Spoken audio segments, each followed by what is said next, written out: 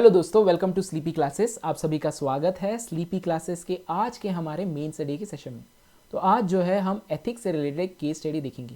तो जैसे नॉर्मली मैं करता हूँ, आपको पहले केस स्टडी रीड करके बताऊंगा, फिर उसकी जिस्ट बताऊंगा आपको।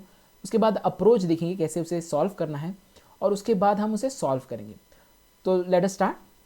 Case study says illegal migrants from neighboring countries enter in large number in various districts of northeastern states. However, due to humanitarian crisis in one of the neighboring countries, illegal migration has exploded in recent years. It is well known that this region is prone to insurgency, arms smuggling, threat of narcotics, internal dispute, all of which have contributed to region's dismal development. Because of dismal living conditions, youth are becoming increasingly frustrated with government and the system. As a result, there has been physical violence between migrants and the local. Politicians are adding gasoline to the fire by giving communal angle to insider-outsider conflict. These factors not only have impact on the regional growth and human development in the region, but they pose threat to internal security, bilateral relation with neighboring countries, and force local to leave their neighborhood for better opportunities. Answer the following questions on the information provided. From ethical standpoint, identify various dimensions of such crisis. How will you establish stable law and order in the region if you are appointed as Director General of Police in one of these states? तो इस case study में क्या कहा गया है कि एक जो नॉर्थ ईस्टर्न स्टेट्स हैं, वहाँ की जो वेरियस डिस्ट्रिक्ट्स हैं, उसमें आपको दिखाई देता है इलीगल माइग्रेशन हो रहा है फ्रॉम नेबरिंग कंट्रीज, और ये हो रहा है कई दिनों से, कई सालों से। बट रिसेंटली एक ह्यूमैनिटेरियन क्राइसिस हुआ है एक पर्टिकुलर नेबरिंग कंट्री में, जिसकी वजह से ये जो इलीगल माइग्रेशन का जो आना है, जो इलीगल माइग्रेशन हो रहा है, वो एक्सप्लोड हो गया। मतलब बहुत ज़्यादा संख्या में लोग एकदम से आ रहे हैं। ये जो एरिया है ये बहुत ही प्रोन है to insurgency, arms smuggling, narcotics, like those anti social issues. और जो कारण है for the dismal development of the region, यानी इन सारी कारणों की वजह से उस रीजन का डेवलपमेंट नहीं हो रहा है। यहाँ की जो यूथ है वो भी काफ़ी हद तक फ्रस्ट्रेटेड है with the government and the system, because there is no development. और इसकी वजह से क्या हो रहा है कि फिजिकल वॉयलेंस हो रहा है between migrants and the local population. और ये जो इनसाइडर आउटसाइडर कॉन्फ्लिक्ट है उसको कम्युनल एंगल दे रहे हैं दी पॉलिटिशियन। जो रीजनल ग्रोथ है, ह्यूमन डेवलपमेंट है, और जो इंटरनल सिक्योरिटी और बायलैटरल रिलेशन है, ये सारे प्रॉब्लम्स आपको दिखाई देते हैं, जिसकी वजह से लोकल पॉपुलेशन जो है वो वहाँ से हट रही है फॉर बेटर अपॉर्चुनिटीज़, यानी वो बाहर के स्टेट्स में जा रही होगी फॉर बेटर अपॉर्चुनिटीज़।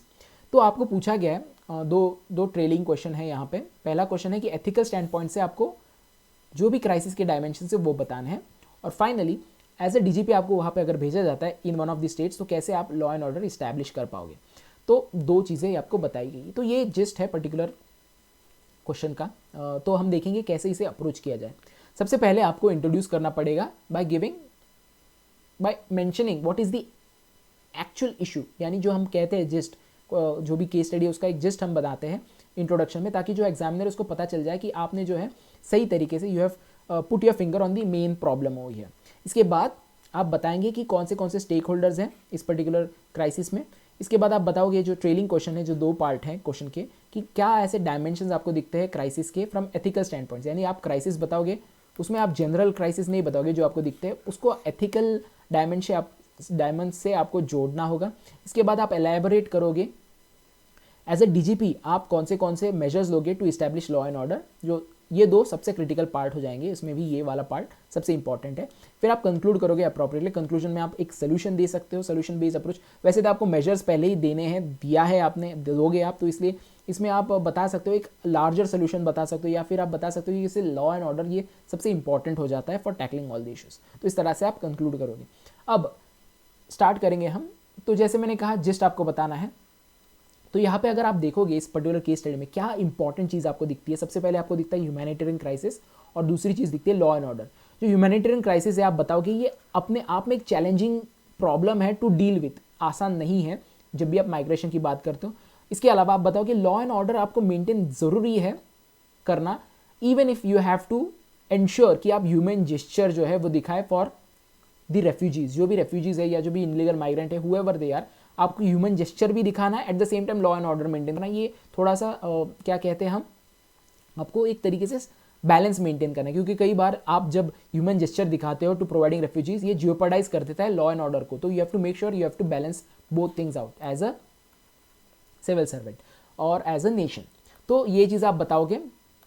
अगर आपको ऐसा प्रॉब्लम लगता है कि जो जस्ट है आपको बताने में दिक्कत होती है, तो आप क्या कर सकते हो, थोड़ी स्पेस रख सकते हो इंट्रोडक्शन के लिए, और आप जो है बाकी की चीज़ें आप सॉल्व करोगे, और उसमें आपको पता चल जाएगा कि बेसिक उसका जिस्ट क्या है, क्या बेसिक इशू है, as you are solving the answer.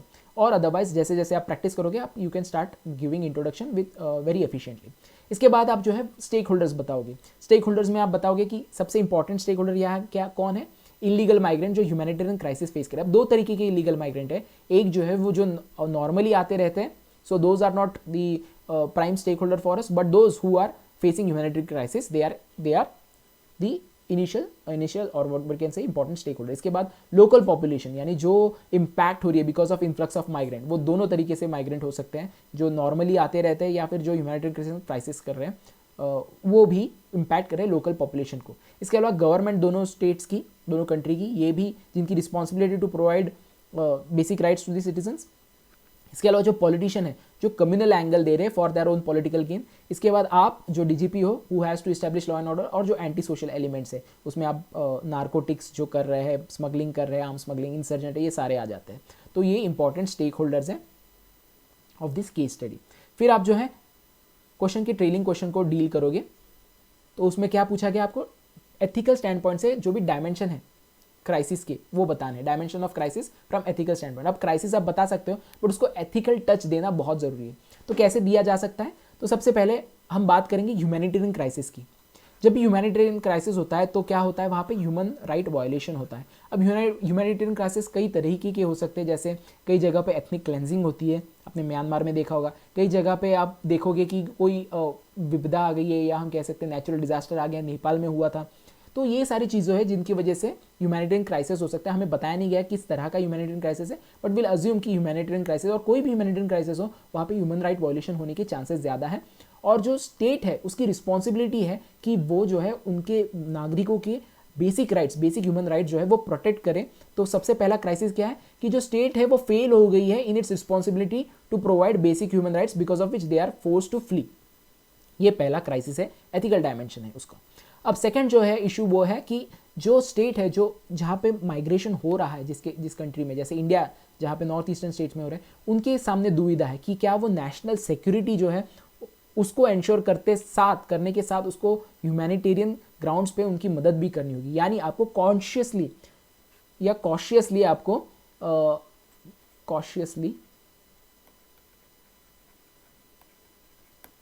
Cautiously sympathy दिखानी पड़ेगी। ये भी एक तरीके से एथिकल डिलेमा है। क्या आप कॉशियसली सिंपैथी दिखा सकते हो? सिंपैथी जो है वो एक बहुत ही प्योर इमोशन हो सकता है, या क्या आप थोड़ा सा उसमें आप खुद के सिक्योरिटी के बारे में सोच के, खुद के लोगों के राइट्स के बारे में सोच के वो सिंपैथी दिखा सकते हो? क्योंकि ये जो एरिया है हमें बताया गया है कि it is ripe for anti social elements, बहुत ही फर्टाइल ग्राउंड है फॉर एंटी सोशल एलिमेंट, इसीलिए आपको कॉशियसली सिंपैथी दिखानी पड़ेगी टूवर्ड्स द माइग्रेंट। यानी आप ऐसा नहीं कर सकते पूरे द्वार आपने खुले कर दिए, जिसको भी जो भी परसिक्यूटेड है या जो भी नेशनल डिजास्टर से ग्रस्त है वो आ सकता है। नहीं, you have to be very cautious. This is an ethical dimension to the crisis. इसके अलावा कॉन्फ्लिक्ट ऑफ रिसोर्स जहाँ पे भी होता है, क्योंकि रिसोर्सेज बहुत कम है और आपने को पहले ही बताया गया कि वहाँ पे डेवलपमेंट नहीं हुई है, ऐसी जगह पे जो इंसान है वो अपने नीड्स को ज़्यादा प्रमोट करता है, अपने इंटरेस्ट को ज़्यादा प्रमोट करता है या सिक्योर करने की कोशिश करता है, और बाकी के जो लोग हैं जिनकी ज़रूरतें हैं उसको कई बार कंसिडर नहीं करता, जिसकी वजह से आपको वायलेंट डिस्प्यूट्स दिखाई देंगे। ये भी एक एथिकल इशू यहाँ पे या एथिकल डायमेंशन दिखता है क्राइसिस का। इसके अलावा सबसे इंपॉर्टेंट चीज़ जो है, जो वहाँ का लोकल पॉपुलेशन है उनके राइट्स है, because they are citizens to this country, they have right as a citizens. और आप देखोगे हमारी जो है एथिक्स में हम पढ़ते हैं, एक सोशल कॉन्ट्रैक्ट के बारे में पढ़ते हैं, जहाँ पे हम बोलते हैं कि हमने एक सोशल कॉन्ट्रैक्ट किया है विद आवर गवर्नमेंट, यानी बेसिकली हमने कुछ फ्रीडम्स अपने हैं जो है वो गिव अप कर दिए हैं in return of some rights. जो राइट जो है वो स्टेट जो है वो सिक्योर करती है हमारे लिए, जिसे हम सोशल कॉन्ट्रैक्ट कहते हैं। एक कॉन्ट्रैक्ट है हमारा, अगर वो हमारे राइट्स नहीं सिक्योर कर सकती then we can go against the government also. तो ये सोशल कॉन्ट्रैक्ट जो है ये ब्रीच होता है जब जो स्टेट है वो अपने राइट जो है इंश्योर नहीं करती फॉर द सिटीजन्स, और ये चीज़ हमें दिखाई देती है। But at the same time जब राइट इंश्योर करने हैं, स्टेट अगर प्रयास भी करती है, but at the same time उसको ध्यान देना है कि क्या वो जो इंटरनेशनल एथिक्स है उसको भी मेंटेन कर पाती है ऐसी सिचुएशन में जब कहीं पे क्राइसिस हो रहा है। तो हम बात करते हैं कि जो वर्ल्ड है ग्लोबल विलेज है। जब ग्लोबल विलेज कहते हैं तो जो हमारे इर्द गिर्द जो देश है वो हमारे नेबर बन गए, तो नेबर की तरफ हमारी कुछ रिस्पॉन्सिबिलिटी होती है जिसको हम इंटरनेशनल एथिक्स में पढ़ते हैं। तो ये जो इंटरनेशनल एथिक्स है इसको भी हमें सिक्योर करना है, एट द सेम टाइम जो सिटीजन्स के राइट्स है which as part of social contract we have to ensure, इन दोनों को आपको बैलेंस करना होगा। ये भी एक एथिकल डिमेंशन है टू द क्राइसिस। इसके अलावा सबसे इंपॉर्टेंट चीज़ जो यहाँ पे जो क्लियर कट एथिकल इशू दिखाई देता है वो है वायोलेशन ऑफ पॉलिटिकल एथिक्स। जो भी पब्लिक फिगर है, वो पॉलिटिशियन हो, ब्यूरोक्रेट हो, उसके कुछ पब्लिक एथिक्स होते हैं। तो पब्लिक एथिक्स यानी आप कैसे लोगों से डील करते हो, कैसे आप जब सोसाइटी में आप एक पब्लिक फिगर हो, so how you interact with the society, with the people around you, how you basically put yourself in front of the people, your basic आप कैसे रहते हो, बेसिकली यही चीज़ है कि आप एथिकली रहते हो या अनएथिकली रहते हो। ये क्लियर कट दिखता है जब पॉलिटिशियन अपने फ़ायदे के लिए कम्युनल लेंस दे रहा है टू दी हम कहते हैं इन ग्रुप आउट ग्रुप, यानी जो लोकल है और जो माइग्रेंट है उनके बीच में कॉन्फ्लिक्ट हो रहा है तो उसको कम्युनल एंगल जब देता है, so what he is doing, he is making out most of the people's misery. जो पीपल मिजरेबल कंडीशन में है उनके कंडीशन का वो एक्सप्लॉयटेशन कर रहे हैं और उससे खुद का फायदा कर रहे हैं to basically further their career in politics. तो ये जो है वायोलेशन ऑफ पॉलिटिकल एथिक्स है, ये क्लियर कट हमें डायमेंशन दिखता है ऑफ द क्राइसिस। इसके अलावा सबसे इंपॉर्टेंट जो डायमेंशन है वो है ह्यूमन डेवलपमेंट क्राइसिस, क्योंकि वहाँ पे जो सोशल एंटी सोशल एलिमेंट्स दिखाई देते हैं हमें, इलीगल माइग्रेशन ये भी एक कारण है, क्योंकि वहाँ पे पुअर, जिसकी वजह से पुअर ह्यूमन डेवलपमेंट हो रहा है, ये भी एक एथिकल डायमेंशन है टू द क्राइसिस। हमने देखा है 6 डायमेंशन देखा है, इसमें आप और ऐड कर सकते हो as you get to know. इसके बाद जो सेकंड सबसे इंपॉर्टेंट पार्ट है वो है कि आप कौन सा एक्शन लोगे to establish stable law and order as a DGP. तो एक चीज़ आपको बहुत ही कॉशियसली यहाँ पे करनी है, या आप इसको दिमाग में फिट कर लीजिए जब भी आप केस स्टडी सॉल्व करोगे, आपका जो पोजीशन है उसको आपको हमेशा ध्यान में देना है जब भी आप कोई सोल्यूशन देते हो। कई बच्चे क्या करेंगे, डीजीपी हैं तो वो जो है वो क्या कर लेगा, यहाँ पे ऐसे सोल्यूशन दे सकते हैं बच्चे कि ही विल सेटअप से shelter homes for the migrant, he will interact with the other government, यानी जो गवर्नमेंट्स है, जो इंटरनेशनल गवर्नमेंट है जहाँ से और नेबरिंग गवर्नमेंट है, नेबरिंग कंट्री की गवर्नमेंट, उनसे बात करना शुरू कर देंगे। So these are all not his responsibilities. आपको ध्यान में देना है कि आप जो है जो पोजीशन में है उसके जो रिस्पॉन्सिबिलिटीज़ हैं उसके अंडर ही उसके कवरेज में ही आपको जो भी है सोल्यूशंस देने। अब कई बच्चे पूछेंगे कि हमें एग्जैक्टली पता नहीं कि कौन से ऐसे रिस्पॉन्सिबिलिटीज़ होते हैं उन पर्टिकुलर ऑफिसर्स के, तो आप अपना कॉमन सेंस यूज़ कर सकते हैं, जो जनरल नॉलेज है आपको वो यूज़ कर सकते हैं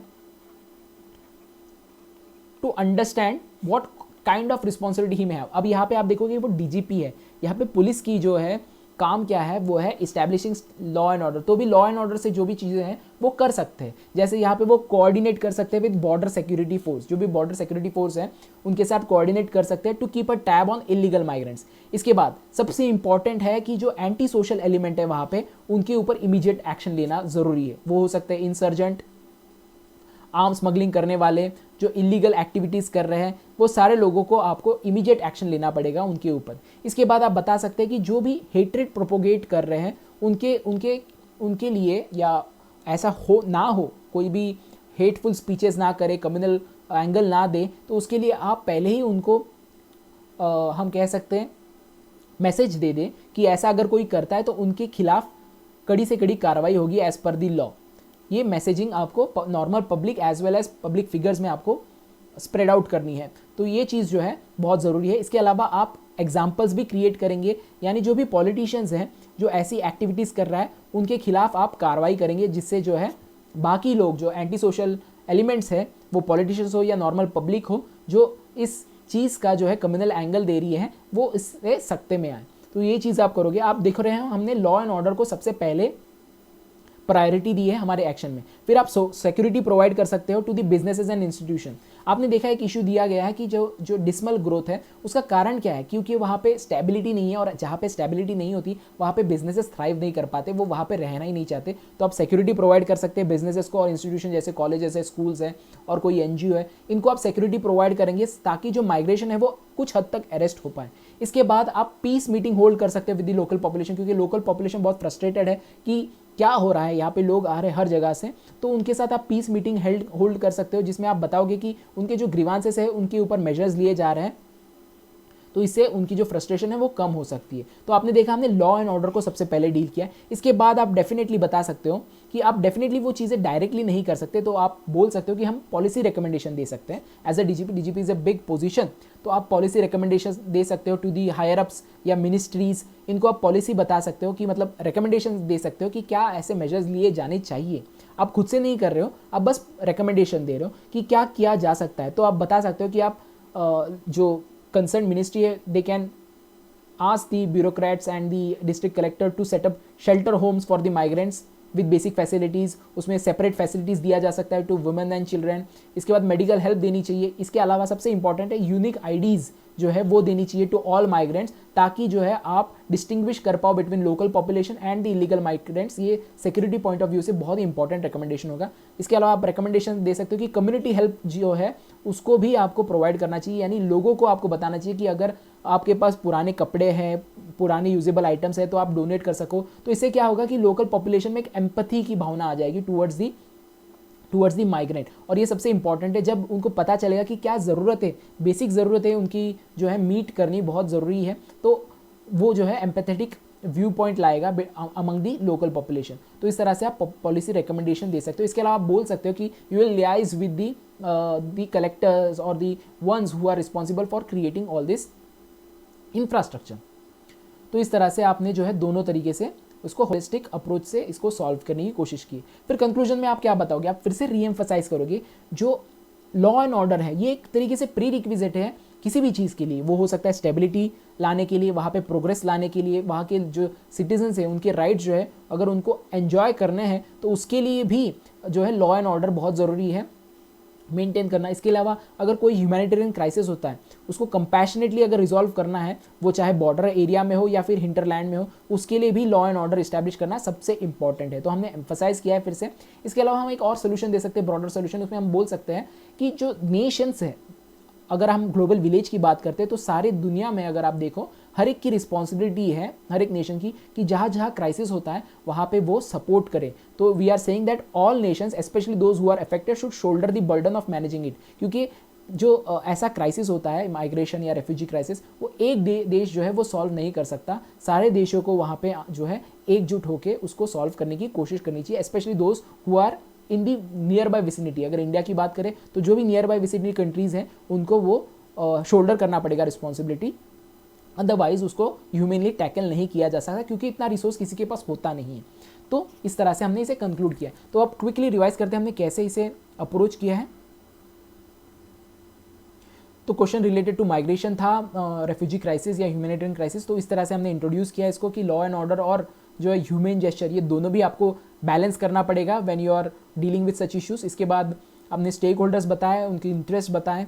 इसके बाद हमने डायमेंशन दिया और उसको एथिकल जो है बेंड दिया जो भी क्राइसिस है उसको। इसके बाद हमने देखा कि कैसे as a DGP you can tackle this situation. यहाँ पे फोकस हमारा लॉ एंड ऑर्डर पे ज़्यादा होना चाहिए, और आप पॉलिसी रिकमेंडेशन डेफिनेटली दे सकते हो, या आप बोल सकते हो कि I liaise with the collector और those who are in charge of building this infrastructure और the capacity to the help of the refugees. इसके बाद आप कंक्लूजन में बताओगे कि लॉ एंड ऑर्डर का क्या महत्व है, और आप बता सकते हो एक ब्रॉडली कि जो रेफ्यूजी क्राइसिस है वो एक देश नहीं सॉल्व कर सकता, उसके लिए बहुत सारे देशों की ज़रूरत होती है टू सॉल्व। तो इस तरह से हमने एक क्लोजर दे दिया इस पर्टिकुलर आंसर को। तो ये था बेसिकली हमारा केस स्टडी। अब मैं कुछ चीज़ें आपको बताना चाहता हूँ। तो basically because sleepy classes also help you to what we say build your foundation and create more and more resources for you in the online field। But हम जो है ऑफलाइन फील्ड में भी अभी आ रहे हैं, तो हमने बैचेस जो है वो शुरू कर दिए। एक ही बैच होगी यहाँ पे जहाँ पे आपको ऑफलाइन पढ़ाया जाएगा, तो आप इसका फ़ायदा ले सकते हैं। हमने आज तक बेस्ट कंटेंट दिया है, बट अभी हम कनेक्ट होके आपका जो फाउंडेशन है और ज़्यादा स्ट्रॉन्ग कर सकते हैं। तो रजिस्ट्रेशन के लिए आप जो है इस नंबर पे डायल कर सकते हैं 1800-890-3043, या आप हमें ईमेल भी कर सकते हैं। इसके अलावा अगर आप 2022 जो है वो एग्ज़ाम दे रहे हो, so we have a course for you, GS mains crash course. यहाँ पे आपका जो पढ़ाई है उसमें सबसे इंपॉर्टेंट जो चीज़ है वो है आंसर राइटिंग। तो आंसर राइटिंग के थ्रू आपकी जो पढ़ाई और ज़्यादा सॉलिड की जाएगी, क्योंकि 300 से ज़्यादा इश्यूज जो है वो कवर किए जाएंगे। आपको हर रोज़ 5 क्वेश्चंस दिए जाएंगे जो जो जो इवैल्यूएट किए जाएंगे। डेडिकेटेड टेलीग्राम ग्रुप होगा और इसके थ्रू आप जो है अपनी प्रिपरेशन और सॉलिड कर सकते हैं। इसकी प्राइसिंग है 5999। इसके अलावा अगर आप सिर्फ टेस्ट सीरीज़ देना चाहते हैं, so we have a very nice test series जहाँ पे आपको सेक्शनल टेस्ट 8 सेक्शनल टेस्ट होंगे, 4 फुल लेंथ टेस्ट होंगे, और जो क्वेश्चंस होंगे वो बहुत ही अलाइंड होंगे with UPSC exam pattern. Complete mentorship based test series होगी, वीडियो सॉल्यूशंस प्रोवाइड करे जाएंगे, और जो फीडबैक होगा वो सर्विंग ऑफिसर्स के थ्रू दिया जाएगा। तो इसकी जो प्राइसिंग है वो है 6999। इसके अलावा एक स्पेशल प्रायोरिटी ग्रुप भी है हमारा जीएस मेन स्टडीज़ का। सेम आपको कंटेंट है, बट यहाँ पे मेंटरशिप होगी by selected candidates. Question and answer के थ्रू आपके 300 से ज़्यादा इंपॉर्टेंट इश्यूज कवर किए जाएंगे। इसके अलावा 12 टेस्ट, 8 सेक्शनल टेस्ट और 4 फुल लेंथ टेस्ट होंगे, और जैसे हमने बात की थी 5 क्वेश्चंस डेली और डेडिकेटेड टेलीग्राम ग्रुप। इसकी जो प्राइसिंग है 10,099। जो भी कोर्सेज इसकी डिटेल इन्फॉर्मेशन के लिए आप कॉल कर सकते हो टू दिस नंबर, और आप हमें ईमेल भी कर सकते हो। So that's it from this session. Let's meet in the next session with another question. Till then, thanks and bye.